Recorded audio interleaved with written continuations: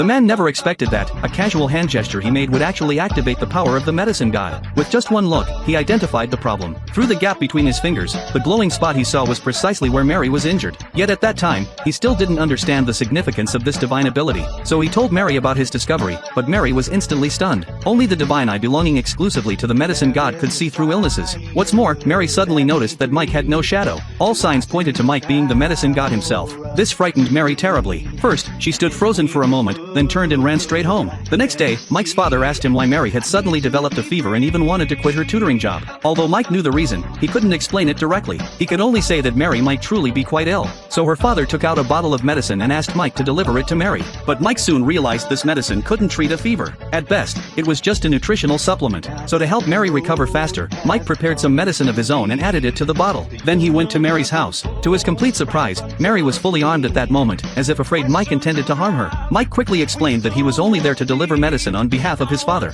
Just as Mary began to lower her guard, hearing it was medicine, she grew uneasy again. She could have made such cold medicine herself, so why would they specifically send Mike? Was it to make it easier to poison her? Seeing this, Mike could only continue explaining. First, he wasn't carrying any weapons. Second, his only purpose in coming was truly to deliver medicine. Not only did he have no intention of harming Mary, he actually needed her now more than ever. Because when it came to divine arts, Mike was completely clueless, and the records on divine arts in his family were scarce. Without Mary, even with abundant magical power, he wouldn't know how to control it. After saying this, he casually pulled out a bouquet of flowers and gave it to Mary. Then, before Mary could react, he simply left. Even so, Mary struggled over whether to take the medicine Mike had brought. What if it really was poisoned? But then she looked at the flowers Mike had given her. They were her favorite sky blue color. Recalling what Mike had just said, she ultimately chose to trust him and drank the medicine. Sure enough, the next day she had fully recovered. Although her prejudice against Mike had faded, she still decided to observe him for a while longer. Under Mary's guidance afterward, Mike gradually gained a basic understanding of divine arts and could even use them simply. He had no trouble with some foundational applications either. After returning to the mansion, Mike didn't stay idle.